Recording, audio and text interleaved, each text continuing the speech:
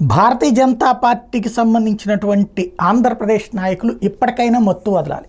పార్టీని వాళ్ళెవ్వరూ బాగు చేసే ప్రయత్నం చేయట్లా. సెల్ఫ్ కాన్ఫిడెన్స్ ఒకటి ముఖ్యం, పార్టీ అన్న లాయల్టీ మరొకటి ముఖ్యం. భారతీయ జనతా పార్టీకి ఒక్క సీటు కూడా లేని రోజుల నుండి సుదీర్ఘకాలం నుండి ఆ పార్టీని అభిమానించే, ప్రేమించే, ఆత్మీయంగా ఫీల్ అయ్యే ఒక కుటుంబంలా భావించేటటువంటి వాళ్ళు వేలాది మంది కార్యకర్తలు ఉన్నారు.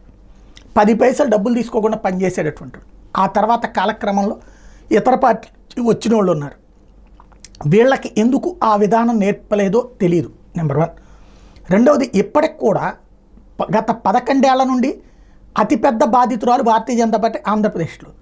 విడదీసే రోజున రాష్ట్రానికి కావాల్సిన నిలదీసి అడిగి సాధించినటువంటి భారతీయ జనతా పార్టీ అధికారంలోకి రాలేకపోవడం, ఏదో ఒక తోక పార్టీగానే మిగలాల్సిన పరిస్థితి రావడం.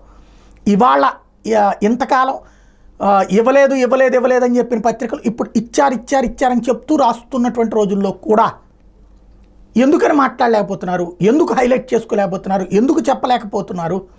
ఇదిగో మోడీ మనకి ఇట్లయితే ఇచ్చాం, మోడీ ద్వారా సాధించాం, భారతీయ జనతా పార్టీ ఉండటం వల్లే సాధ్యమైంది, భారతీయ జనతా పార్టీ సెంట్రల్ అధికారంలో ఉండటం వల్లే సాధ్యమైంది, ఇదిగో 12 విద్యా సంస్థలు పట్టుకొచ్చాం, 11 రకాలైనటువంటి సంస్థలు తెచ్చాం, అలాగే ఇన్ని రోడ్లను ఓకే చేసుకున్నాం. ఇవన్నీ ఎక్కడో నామమాత్రంగా మాత్రమే నడుస్తున్నటువంటి పరిస్థితి. అది పార్టీ అన్నటువంటి టెంపో క్రియేట్ చేసుకోలేకపోతున్నారు. ఆలోచించి వేగంగా జనంలోకి వెళ్ళి ప్రతి ఊరు వాడ ఈ చెప్పుకోవాల్సినటువంటి అవసరం అయితే ఉంది.